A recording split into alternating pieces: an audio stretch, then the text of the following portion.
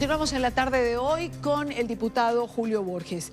Hablemos del 10 de enero particularmente. ¿Qué esperar ese día? Es decir, ¿qué va a pasar el 10 de enero? ¿Tiene la oposición una estrategia para el 10 de enero o para lo que viene después? Sí, el 10 de enero es y tiene que materializarse en un verdadero rompeaguas, en un antes y después. No solamente porque tengamos una especie de oportunidad que se ha creado con la misma destrucción que ha hecho el gobierno de la democracia, sino sobre todo porque ha habido como una especie de antesala que ha hecho los países hermanos del Grupo de Lima, quienes le han dado un espaldarazo al pueblo venezolano al decir, miren, el 10 de enero terminó un Maduro que ya tenía toda la ilegitimidad encima y que no tiene ahorita ningún tipo de legitimidad por unas elecciones fraudulentas del 20 de mayo para continuar en el poder. Entonces, lo interesante es que ya el mundo tomó una posición, el mundo ya tomó una decisión y una postura muy clara frente a lo que significa el 10 de enero y señaló un camino también, que no es solamente desconocer a Maduro, sino reconocer al Parlamento venezolano. Y eso no es un capricho, eso no es un tema porque me cae bien uno o me cae mal el otro, no tiene nada que ver, sino que Maduro está en el poder de manera fraudulenta y hay una asamblea que Maduro ha tratado de destruir y desconocer, pero que ha dado una batalla de resistencia y que llegó a ser lo que es, nada más y nada menos, Idania, que por 14 millones de votantes. Es el parlamento que más votos ha tenido en la historia venezolana. Y tú acabas de decir algo que vale la pena ir sobre eso. Yo creo que la Asamblea ha hecho realmente un ejercicio de resistencia. Se nombró la Asamblea Constituyente en paralelo para quitarle toda la representatividad, todo el poder a la Asamblea Nacional y no lo hizo. La Asamblea Constituyente es una cosa bufa, pero no es que lo digamos nosotros, es que lo sienten los venezolanos. El propio Maduro. Es decir, hasta hace poco, gobernador que no se juramentara en la Asamblea no era gobernador, caso de Juan Pablo Guanipa en el Zulia. Y Maduro ni siquiera se va a juramentar en la Asamblea Nacional. Es una Asamblea Constituyente que ya perdió total legitimidad, nunca ha tenido legitimidad, total peso político entre ellos.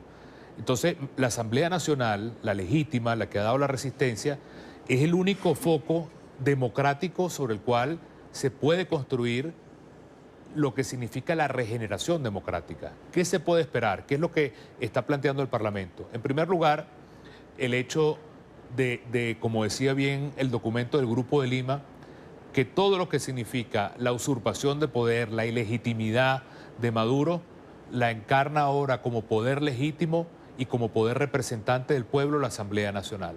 Es decir, la Asamblea Nacional adquiere a partir del 10 de enero una legitimidad mayor a la que tenía, un reconocimiento mayor al que tenía, una autoridad moral y política sobre el país para conducir a Venezuela con la fuerza de la gente y la fuerza de lo que hablábamos antes, de la presión interna y la presión externa, a que se pueda generar en el país una crisis política, una crisis constitucional, una crisis que pueda tener una manifestación también de calle, de volver a la calle, y una crisis que sacuda la conciencia de las Fuerzas Armadas para que con esta decisión irreversible de las democracias del mundo y del pueblo venezolano se termine de fracturar un gobierno que está descalabrado. Entonces, lo que quiero decir con esto, Idania, no es que el 10 se despierta Venezuela y Maduro no está, ojalá fuera así, pero el 10 Maduro se despierta y ya no es presidente reconocido por el mundo, es un usurpador del poder, es un dictador que ha tomado por la fuerza el poder y le toca a la Asamblea Nacional liderar un proceso de rebelión. ¿Pero las relaciones del mundo van a ser con la Asamblea Nacional? Yo pienso que hay cosas que se van a abrir muy interesantes, está por verse, yo no puedo adelantarme, pero nosotros estamos ahora en una discusión a ver si hay entidades del mundo que reconozcan una representación, por ejemplo, diplomática nombrada por la Asamblea Nacional. Incluso hemos hablado con distintos países y organismos multilaterales a ver si eso es posible. Es decir, que haya un reconocimiento formal de lo que representa la Asamblea Nacional. Estamos en proceso de eso. Muchas voces dicen, los vamos a reconocer a ustedes como Parlamento. Creo que va a haber un espaldarazo político a las medidas que pueda tomar la Asamblea Nacional, que está planteando crear una ley de transición. que está nombrando a los poderes que faltan por nombrar. Julio, pero hay un tema que yo creo que no podemos obviar. Sí. Y es, por ejemplo, quien señala que en ausencia de un presidente legítimo o de un vicepresidente, el presidente tendría que ser el presidente de la Asamblea Nacional. Pero esto sería, digamos, un acto burocrático. No tendría un poder real en el país sobre la Fuerza Armada. Pero sobre todo hay otra posición que sostiene, ¿qué queremos? ¿Un preso más? ¿Perder otra voz y otra cara como tantos que están presos? ¿O otro venezolano que tenga que ir al exilio porque va a ser acosado y perseguido? Es que es una cosa, es algo difícil de manejar. Sí, yo creo que lo importante, y te lo puedo decir con mucho conocimiento de causa, porque tenemos comunicación fluida con Juan todos los días hablamos.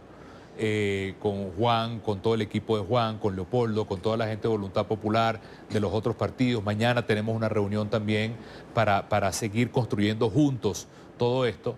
Yo puedo decir con mucho conocimiento que Juan está psicológica y espiritualmente preparado para el reto que tiene.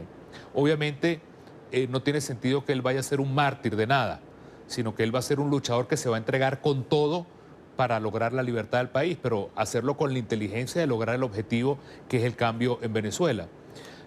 Lo que yo espero de un líder como es Juan, o como tantos líderes que hay en el país, en la asamblea o fuera de la asamblea, o en las calles, o en los medios de comunicación, es que nos demos cuenta que todo el mundo está apoyando este momento para que el país entero se ponga de pie, para que Venezuela entera se ponga verdaderamente, como lo ha estado en todos estos años, con una actitud totalmente de entender que las democracias del mundo y todo lo que significa la libertad del mundo apoya lo que hoy sería una rebelión legítima para que nosotros podamos sacar al usurpador que es Maduro, para sacudir la conciencia de quienes son ese último escalón, ese último eslabón que falta, que es la Fuerza Armada, y que encuentren con total contundencia y con total unidad a un pueblo que está determinado a que no hay vuelta atrás. Yo creo que eso es lo que se abre a partir del 10 de enero y también creo que estamos enfrentando un gobierno que está mucho más fracturado, mucho más descalabrado, mucho más dividido, mucho más deslegitimado y desinflado de lo que nosotros mismos pensamos. Es Claro, simplemente pero un dictador con pies de barro que para mí, como comencé el programa, te lo puedo reiterar, es un presidente que ya está caído. Lo que falta es la faena final, el remate de la faena, que es ese remate ciudadano de libertad y de rebelión que falta. Claro, pero ¿qué decir, por ejemplo, a los venezolanos que se sienten desesperanzados cuando todos hablamos del próximo 10 de enero? Es un punto de quiebre, es una fecha importante, la comunidad internacional. A ese venezolano que puertas adentro se levanta cada día a ver cómo come, si consigue la medicina o cómo lidia con su desespero, cómo explicarle que realmente es importante, que no pierda la fe, que allí que sí hay una posibilidad y que el 10 realmente es una fecha que va a marcar un hito en la historia del país. Bueno, lo decía la propia Cristina, cuando hablaba ahorita del líder López Obrador. Llegó el momento en que entendamos que esto es tarea de todos, no solamente de los dirigentes políticos o comunicacionales o de la iglesia, sino que de nuevo, como lo ha hecho muchas veces el pueblo venezolano, nos toca ese remate final. ¿Qué creo yo? Que van a haber convocatorias de calle y con todo y que hay mucha represión, y lo sabemos, con todo y que hay mucho miedo, y lo sabemos, va a tocar poner este grano de arena que cada quien pueda poner, sabiendo que hay toda esa represión y esa violencia del gobierno, pero creo que vale la pena que nosotros demos esta lucha final en todos los rincones. Y creo que es parte de lo que toca de ir sumando esas presiones, la presión de calle que va a ser convocada, la presión del Parlamento, la presión sobre las Fuerzas Armadas, la presión internacional sobre el núcleo que tiene secuestrado el país. Es como alinear todos los astros. Claro. Nosotros tuvimos momentos en que teníamos mucha calle, pero no teníamos apoyo internacional. Sí. Había apoyo internacional y no había calle. Hoy tenemos que sumar simultáneamente todas esas presiones para que sea el desenlace final. Y una última pregunta, Julio. El jueves hay una reunión extraordinaria en la Organización de Estados Americanos. ¿Qué puede pasar en esa reunión? Bueno, yo creo que ese es un proceso que ha sido también difícil, porque a pesar de que hay una unanimidad en América sobre la dictadura venezolana, el chantaje que ha hecho Venezuela sobre algunos países, sobre todo en el Caribe, ha tenido consecuencias. Pero yo siento que la labor que ha hecho Luis Almagro, que ha sido extraordinaria y que hay que agradecerla por siempre en nombre de la libertad y la democracia, ha ido horadando y creo que hemos visto cómo esas matemáticas han cambiado. No puedo decir cuál será el resultado del jueves en términos de lo que pueda aprobarse o no. Hay una resolución que se está esperando, hay un respaldo a este movimiento de la democracia en Venezuela. Luis Almagro será incansable hasta que se logre la libertad en Venezuela, pero lo importante es que medidas más duras que pueden venir, está ese umbral de votos cada día más pequeño. Estamos hablando de 2 o 3 países sobre los cuales hay que darle las garantías de que ellos van a tener todo el apoyo internacional y que no se dejen chantajear por un gobierno de Maduro que, así como mete miedo adentro, también trata de violentar y meter miedo a distintos países que han tenido relación con el gobierno de Maduro. Y te voy a hacer una pregunta que le hice al procurador de los derechos humanos de Guatemala, que lo tuve invitado hace unos minutos atrás. Esta semana, el jueves, la Organización de Estados Americanos habla de Venezuela y el viernes habla de Nicaragua y seguramente más pronto que tarde va a tener que hablar de Guatemala. Finalmente, ¿cómo va a defenderse? ¿Cómo van a defenderse los pueblos ante la ambición de estos mandatarios que llegan al poder, todo lo cambian, todo lo transfiguran para perpetuarse?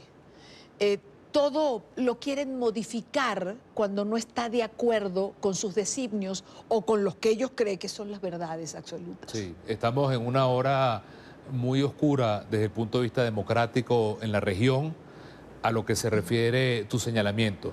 La experiencia de presidentes que llegan, cambian la Constitución, ponen una reelección indefinida, ponen al lado las instituciones y todo lo personalizan. Pasa en Bolivia también, ¿no? O quieren poner a sus esposas o a sus hijos o a sus mamás o a sus papás. Esa personalización de la política es la destrucción más grande que puede tener un país moderno. Y creo que los países que todavía están a tiempo de verse en ese espejo, caso de Colombia, caso de Chile, caso de Argentina, es decir, que esto tiene que prender las alarmas de la región.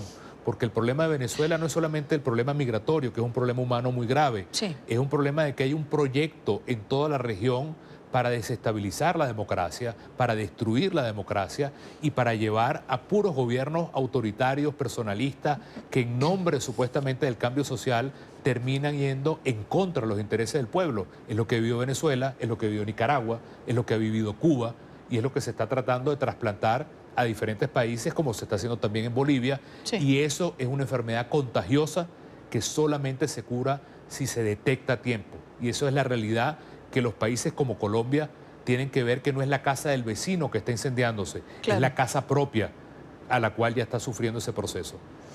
Quiero agradecer a Julio Borges, diputado de la Asamblea Nacional, coordinador del Partido Primero Justicia, presidente de la Asamblea Nacional de Venezuela. Hemos tenido una larga entrevista. Me cuesta mucho que venga, ¿eh? Por eso trato de aprovechar el tiempo cuando está conmigo aquí. Julio, gracias de verdad por venir. Gracias a ti, gracias a todos y vamos adelante para que el 2019 sea un año de paz y de libertad para América Latina. Que así sea, Julio.